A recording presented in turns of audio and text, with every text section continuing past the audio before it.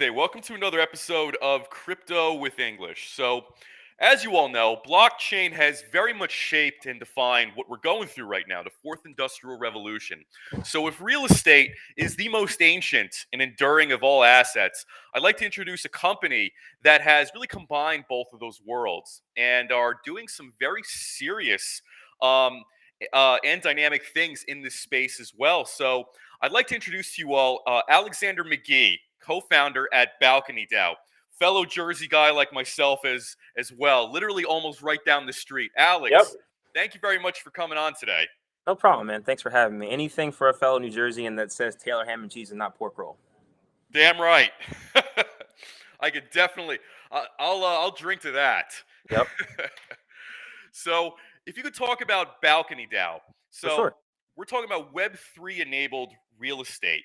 Yes. So, give us a little bit of a bird's eye view of Balcony DAO. Who are you? What are Correct. you doing? And some of the benchmarks you plan on hitting this year. Well, I'll start with the who are you first. That's like where we should all begin. We're all real estate professionals above all. So myself, Dan, and Mike operate a fully integrated real estate company named Prime City in Hoboken. We manage and maintain 400 units of multifamily. We have a portfolio of different construction projects around the state, and we're actually building about 130 units in Long Branch and in Orange, New Jersey. Right. On top of all that, we operate a full service construction company. Right. So with all this comes a lot of real estate, right? And now Balcony DAO was birthed out of necessity. It wasn't really birthed out of us sitting in a room and theorizing on how to make this happen. It's Right. more so, okay, we had a friend, Dan, one of my partners, another co-founder, was super big into crypto in 2017, and he was on punks early in the beginning of 21. So my story with crypto is a very personal one.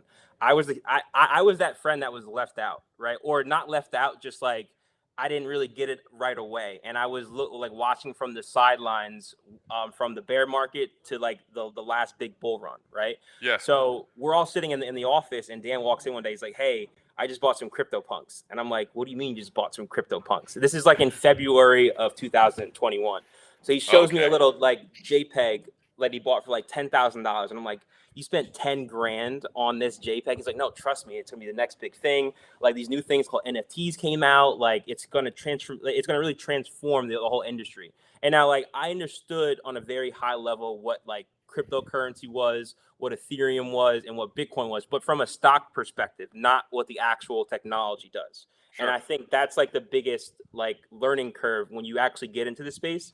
You start getting that it's bigger than just like gambling or like picking certain winners. It's more so understanding what they can do to provide as a utility and why people will want to purchase that particular token, right? And then so fast forward to 21. At the same time, he got in this altcoin. I won't say the altcoin because people have different feelings about that, but just know he got in at like 0.03 and it went to $1.70 in like 90 days, right? Wow. So picture this. I'm on the sidelines and he's my best friend. So I'm just sitting there, just like Yeah. watching this guy make millions of dollars. He's like, oh, went to the bathroom, made 30 grand. Oh, made 50. Like it was like that. But obviously, like all good things come to an end. That coin obviously like lost 90% of its value. And it happened to lose its value on the day his daughter was born. So like picture this. He's in the hospital and the thing is tanking and he's trying to sell and like it's a Oh. crazy story. But Yeah. he had all these NFT investments and he still made a lot of money. Don't feel bad for him. Like he's not to feel bad for here. So like fast forward to the summer. I watched him sell at the top of the NFT market. He sold like the top of like the punk market. He had a top hat, sold it for Right. 1.1 million dollars, right? And I watched all this, and I'm like, how do like we apply this to what we know very well, right? And then you look at like what an NFT does. It provides ownership, right? Or it gives people an understanding of who owns what on a ledger that can't be changed, right? So in real estate, a big part of what we do is forming the capital stack, right? I'm not talking about buying single family homes here. And that's the biggest thing that I want to make very clear. Like Balcony's goal is to interact with investment grade real estate. obviously there's a million different ways to slice real estate, but what we're focusing on is institutional investment grade real estate. We're not focused right now on single family homes. There are condominium projects in our pipeline, but they're a part of a larger development, which we're going to finance through our platform, rather than focusing on like buying a bunch of homes, right? Sure. They're all very useful, but this is just what we know very well. So let's look at the capital stack. The one thing that people don't understand is you don't have to interact with the government as much as you think if you sell shares in an overall general partnership. Just because, Tom bought 10% of your building doesn't mean you have to, tell the city clerk's office to change the ownership docs, right? It happens on one side. It happens on the operating agreement side. So now you understand that the overall capital stack is just a piece of paper. It's just an operating agreement. We're doing it the same way for 60 years. Now, if you fast forward to today and you can basically codify your ownership in the form of a digital wrapper, and this digital wrapper just happens to have all the data associated with this transaction. Like we call it structs, right? It's like 50 pieces of data that are going to define what this is. And in this world, we have different systems of trust, right? In 2022, I can't just put Adam English owns One World Trade Center and just type it in Microsoft Word and you'll believe it. You have to see an actual deed because that's a system of trust, right? But if you look at the attributes that are allowable now on a regular Ethereum-based NFT, there's usually 9 attributes, but there's no real PDF pictures attached to it on chain. And I'm not talking about some sort of like offshoot IPFS that you just like have it in the cloud and you can update. That's not really a trustless system. That's changeable. So what we're trying to do is we're trying to put all this data that we trust, some PDF and some actual like numerals on chain, right? And that's what we call the RE So that is fundamentally changing how you interact with the actual real property, because we believe the NFT is the best way to codify a real estate transaction, because every deal is different, every NFT is different, and it's all unique. I can't and this is not to say that we can't increase or decrease the supply of each NFT depending on how much money you have to raise. You can do that, but we believe the NFT is the best way to codify it as opposed to a fungible token.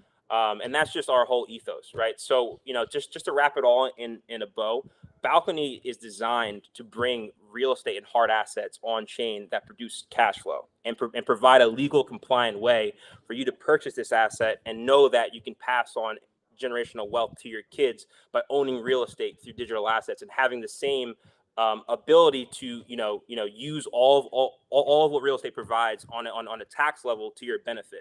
So you're buying an actual piece of the bricks. You're not buying a REIT. You're not buying a company that owns real estate. The RENFT is an actual share of the SPE that owns the actual building in real life. Got it.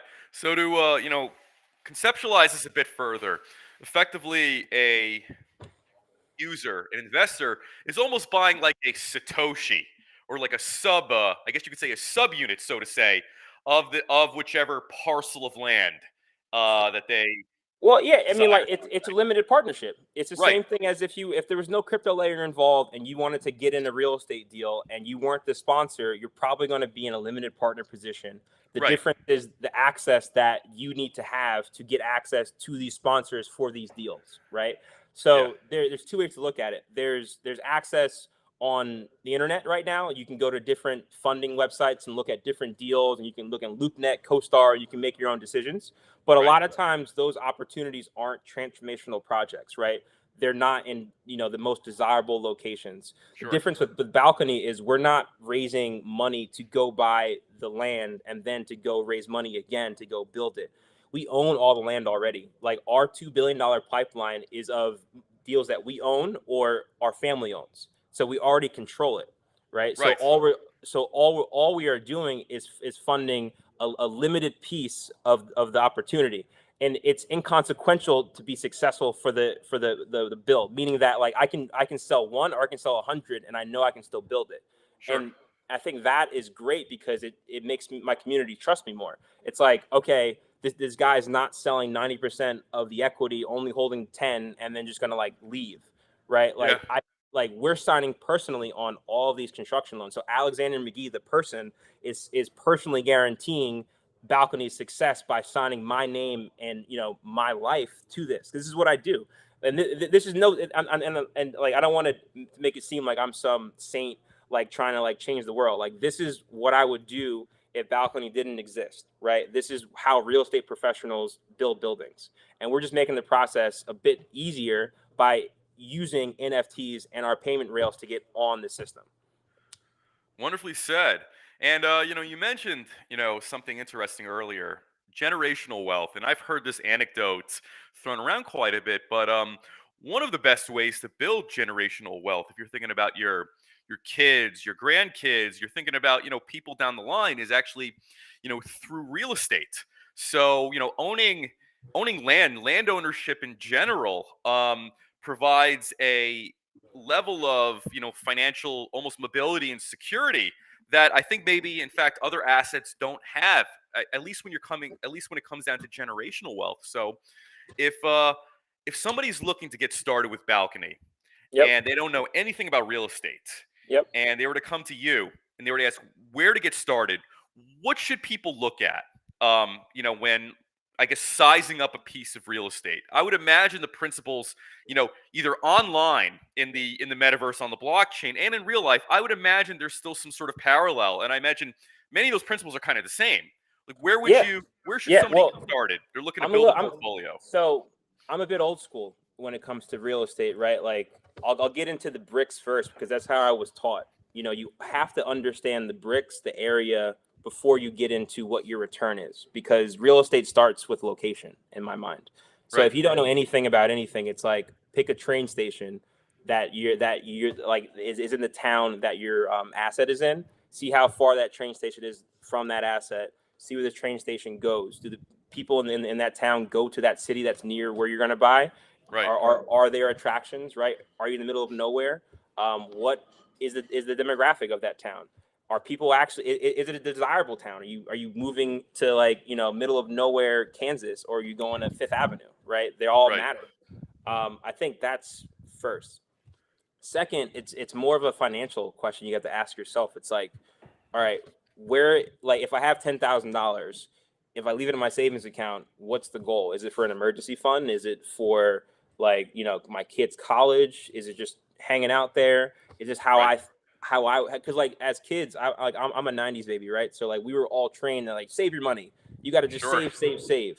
But that's the most ridiculous thing you can tell kids, right? Like you will never become wealthy by just saving, right? You have to have an investment vehicle that makes your money work for you, right? And I think that education is a big piece of it. So after they ask those two questions, my third question to them is like, what do you know about real estate? And if they don't know anything, I would do my best as a sponsor to try to educate them, but I would tell them to try to get educated by themselves first, because it's one of those things where like I like respectfully, you don't have to buy this for me to be successful or you to be involved. I would rather you purchase something when you are sure that you want to accept, the ability to make money in real estate, and this is everything that comes with it, right? Because I understand the deals that I'm selling, I don't have to dress them up like they're great opportunities because I'm doing it myself, So you find that you have to have a bunch of gimmicks when you're not selling a thing that's worthy. When you're selling a Ferrari, you don't have to like have like a summer sale, like you're just selling a Ferrari. Exactly. And that's what I feel I'm offering my community. Good stuff. And you mentioned location. Can you talk about the portfolio of I guess you could say of these units in New Jersey? I guess we could talk a little bit about New Jersey for a moment. All right, so let's go like from starting to like in the future. The first deal on our platform is the address is 23rd Avenue in Long Branch, New Jersey. Okay. If you're familiar with Long Branch is like named like the Hamptons of New Jersey. They have the highest price per foot for condominium sales in the whole entire state, like more than Hoboken, right?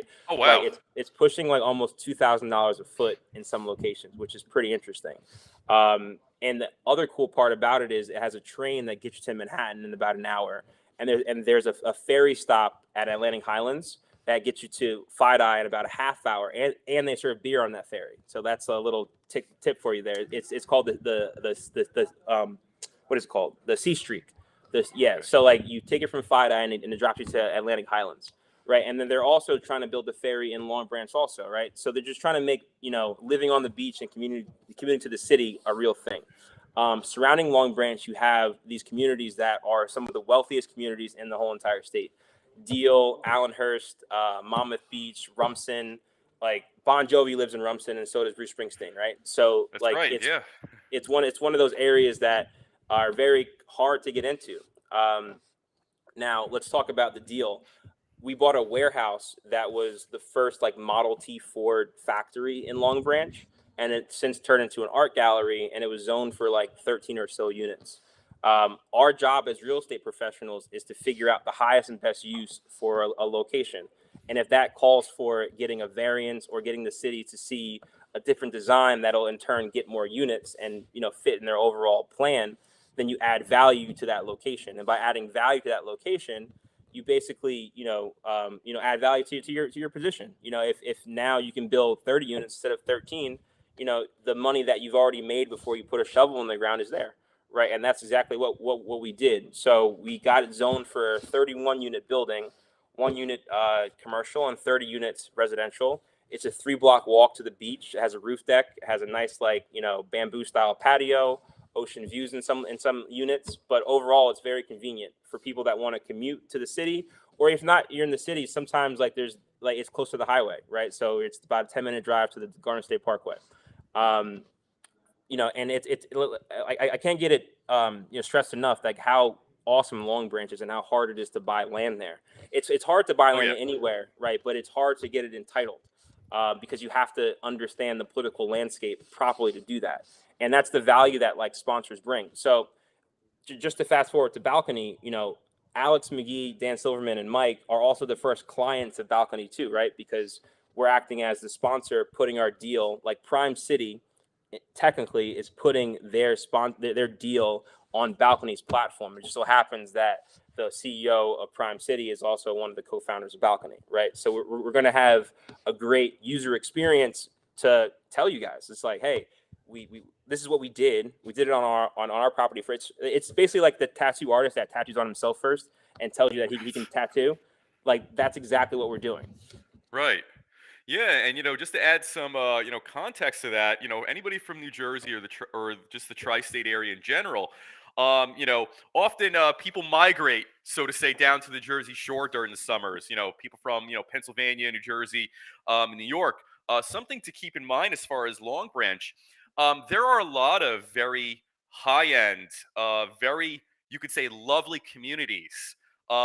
Among I guess you could say the municipalities and towns in the Jersey Shore, and Long Branch is one of them, and it's very desirable for people who are very much concerned about close proximity or easy convenience to the city, but also thinking of great neighborhoods with great school districts and things like that as well. And also the advantage, I would say, of living in Long Branch, and I've been there a bunch of times, is that you're not you're not caught up in the rat race. So once you commute home from work is off. You have the beach around you. You have a bit of a quieter neighborhood and whatnot. You're not hearing all the traffic, and you're not hearing all the hustle and bustle outside. So it is certainly a very desirable place. And as Alex, as you mentioned, a lot of very well-known celebrities live down there as well, both in business and in entertainment. And maybe that's a bit of New Jersey pride. You would be surprised how many celebrities that are very, very well known are actually originally from New Jersey to begin with. That's a separate conversation to begin 100%. with. And we can talk for hours on how amazing our state is because it's the best state in the union, obviously. It is. So, but like to your point of luxury and whatnot, I do want to admit that it's very unique that we're going to provide access to unaccredited investors to buy securities in such an exclusive area. So all that's the real win in my mind. It's like, how do you you would never be able to spend let's call it $10,000 and have such a small interest in a building like that in that area ever, right? This is not a thing, especially if you're unaccredited. Like imagine, you're on a Discord, you're unaccredited, you have $10,000 that you want to invest, and it's like, oh, I have this deal. What is it? The Empire State Building. You want to invest in it? Oh yeah, it seems great. I'll put $10,000 in it. It's 1932. Oh Right. my God, it's 1970, and that's it 10x, it Sure. 30x. Oh my God, like that is what I want to provide to everybody. So like if we can pivot a bit to like be that consumer. Let's say I'm 22. I'm not making $250,000 a year. I don't have $1 million in my bank account, but I killed it over the past 2 years of my sales job, and I have 50 grand saved up. What do I do? How do I invest? Right. Sure. And I think, there's a couple ways. The government allows limited access to unaccredited investors to invest into securities. Right. So, one way is called Regulation CF or Regulation Crowd Fund, right, which allows for unaccredited investors to invest in these securities. Right. The issues with Reg CF is it has to be done through a funding portal, right, or a broker dealer. So not all the deals hit the broker dealer right away, and the deals that do, sometimes the fees associated with listing on these platforms are put to the consumer, right? It's not saying they're bad. I'm just letting you know the landscape, right? And then the other way is for unaccredited investors to invest is through Reg D, but it's through the 506B exemption, right? So 506B allows for accredited and unaccredited investors to invest. And if you want to do an LLC tax structure, you have to keep it to 100 shares. And out of that 100 shares, 35 of those can be unaccredited, right? Which allows for no broker dealer to be involved, meaning that I can sell securities directly to my community, right, without selling it through a funding portal. Obviously, they have to live on a secured exchange, right? Because they can't live on OpenSea. They can't live in your wallet because it's a piece of real estate. Imagine you forgetting the keys to your MetaMask wallet and you're the 50% owner of One World Trade Center, and like what happens? Like That's a nightmare. you can't have that. Right. Like although we like to say like not your keys, not your crypto, and I respect that, real estate is a bit of a different animal, right? You Right. have to understand the legacy systems that are already in place, and you can't just lose a building, right? That can't happen. So we're building our technology for this use case. Right. And I do like the fact that a lot of these opportunities are also open to, let's say, non-accredited investors. I mean, these are the type of opportunities that really allow for like upward mobility. These are things that kind of build Yeah. like middle classes everywhere. And Yep. just to provide some further context to this. So if you think about I don't know if it's something like Pareto's rule or something like that, but it's almost kind of like the more you have, the more you can get. So if you're kind of already in that, let's say, that bracket as far as like net worth and earning, you're an accredited investor. You're going to have much easier access to some of Correct. these more lucrative opportunities that come along. If you're not an accredited investor, if you're unaccredited, so to say, those opportunities are not going to be as available or as accessible, more, as things tend to be. So having these opportunities being open to, let's say, the public, let's say if you do just have $10,000 you want to put down, that $10,000 can 10x, 20x, 100x. Like, you make the right choice, you get in and you do your due diligence. Those are the things that kind of open the market so people can, so to say, build a portfolio and build, generational Yeah. wealth. Look, It's you make inclusive. more money in real estate with your ass than with your head, right? Like if you I sit like on that. it for years and you just collect rent, it's foolproof that it will be worth more.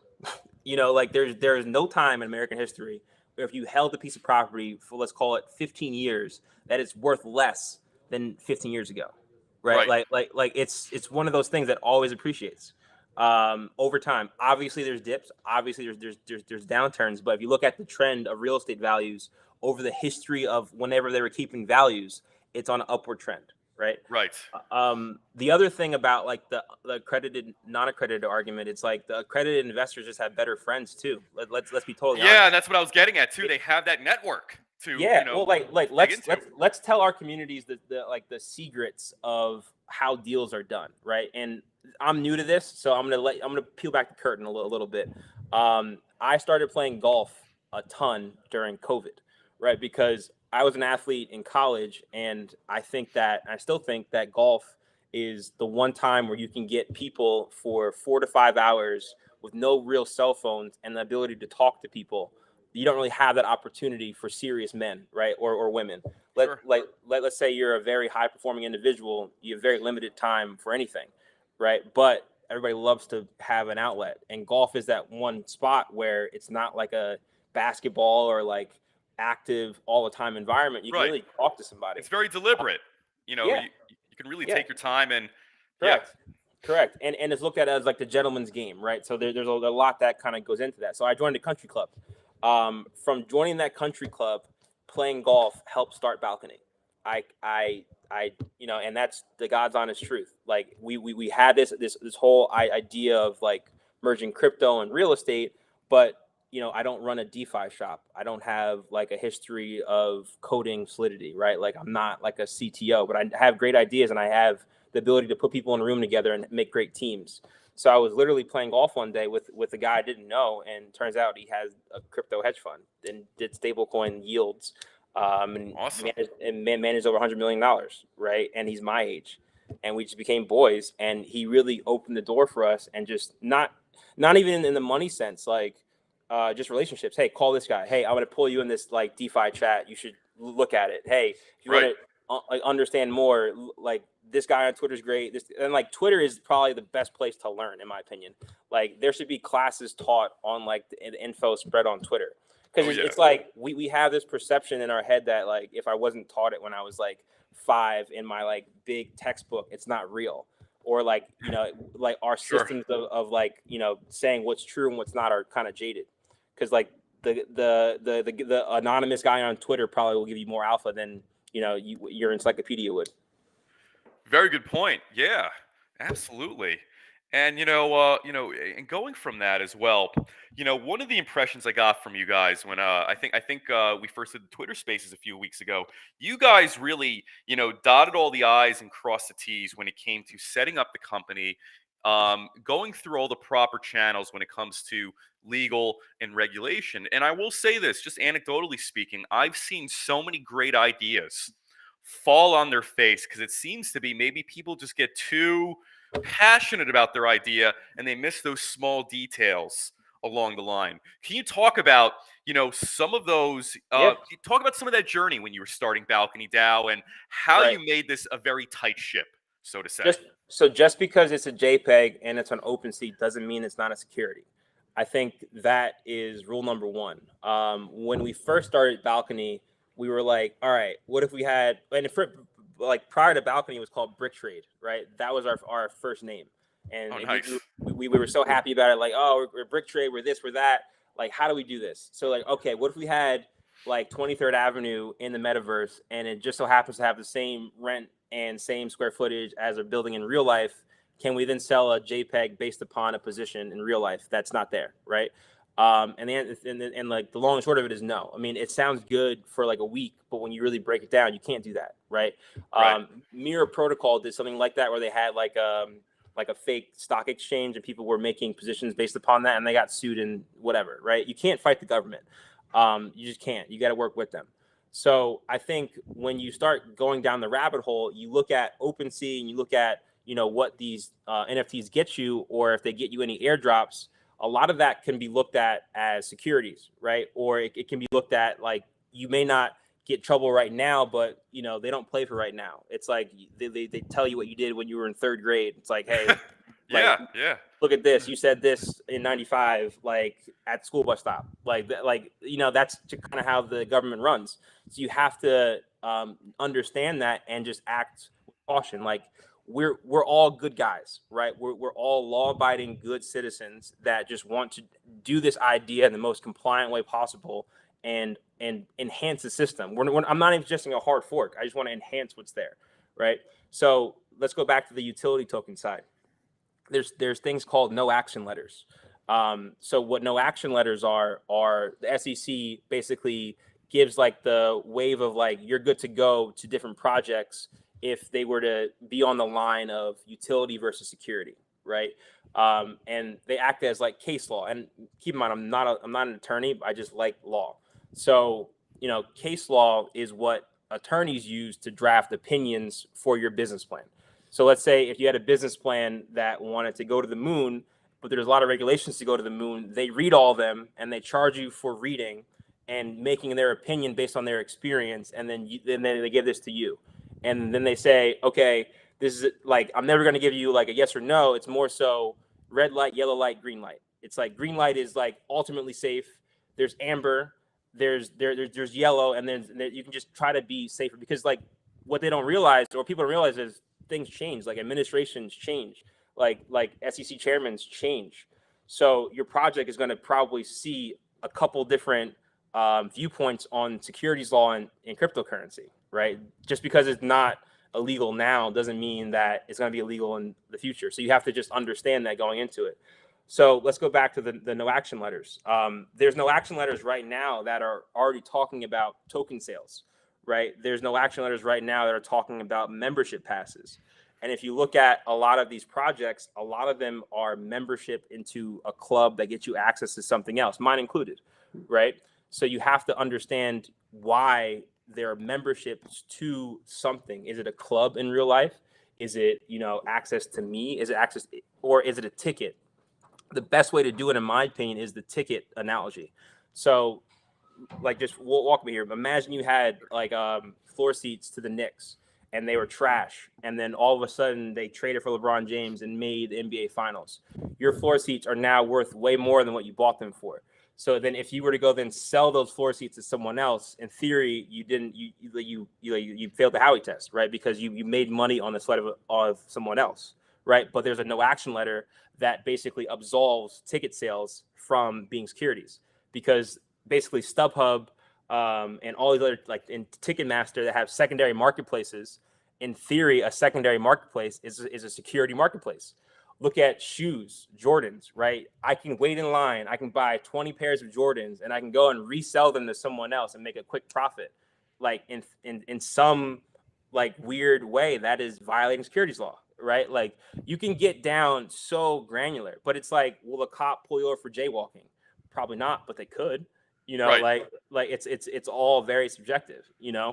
So we always look at these, red, yellow, and green very, very tightly, and we always try to get, as close to green as possible. And that's what it is. And if you're wondering what no action letters that we're talking about, one is called Turnkey Jet. They were like a tokenized jet membership pass. One is Liberty National Golf Club. They or a golf club that has membership. So like the golf club analogy is similar to how I thought of, or how we thought of the Balcony Assets Club. Yeah. Because at a country club you can get a bond, and that can pay for your membership, and that gets you access to like this club, and it's basically giving you a security, but they're not filing for anything because they're a country club, right? But you can't then go and sell that membership to someone else, and then someone else get that same access. So like the whole secondary market is a big like yellow light with anything, right? Like if there's a secondary marketplace and there's like a utility that you're selling on the secondary marketplace, depending on what it is, it can be looked at as a utility token or a security token, right? Right. So that's a very like, that's a bit more in depth, but very like high level on how we are approaching things. Very well said, and I like how you conceptualize that entire process rather, and the ins and outs about that. Going back a little bit, NFTs. How does that play into, let's say, the ecosystem here and collateral? Right. So right now in real life, where there's no sort of digital asset layer, I cannot go to Chase Bank and say, hey, I own 10% of One World Trade Center. Give me a loan that's not personally guaranteed based upon my ownership of that. Right. That's not a thing. In our world, your percent of ownership is codified by this NFT, right? And how airdrops work right now, the money that is airdropped to you, or whatever's airdropped to you, is airdropped to that wallet. So if you give me your collateral or your NFT, in theory, I'm getting the money before you, because I hold now the NFT, and then I can lend a certain value position based upon what we agree upon. So like, let's say if I had Bitcoin and I got a 50% loan on it, and for some reason Bitcoin dropped, you get liquidated, right? Let's say if you don't make your payments, or something happens, I own a cash flow, right? So then now this provides for non-personally guaranteed pieces of collateral to be placed on our platform for liquidity. So this is something that institutions would like, because now they can go long on positions where they don't like where they couldn't before. And this is what the average person will like, because there's so much equity that's tied up in LP, right? You can't access it unless the building sells, unless the building refinances. But the GP probably has to approve who you sell to, right? Like that's a real thing. You can't just sell to Joe Schmo. Depends on how your OA is written. So we're solving for a lot of those issues. Got it. And a final question. So if you were to speak in front of an audience, and if somebody asks, well, why should I start investing in Balcony DAO now? Perhaps maybe I should wait in 5 years when the you could say when the water has calmed down, so to say, when there's less heat on this and there's kind of more certainty about things. What would you say to like a crowd or an individual asking that? And by the way, as kind of like a side note, it seems like often, sometimes it's better to be first than to Yeah. be, than to be either smarter or faster, so to say. Yeah. So if you can So kind of like shed some light on I'll that. read you a quote that's on our wall. It says, "Be fearful when others are greedy, and greedy when others are fearful." It's by Warren Buffett, right? Yeah, So I would say now is the most opportune time to buy investments, be it real estate, be it cryptocurrency, be it stocks. The reason why is because you like volatility makes you money, in my opinion.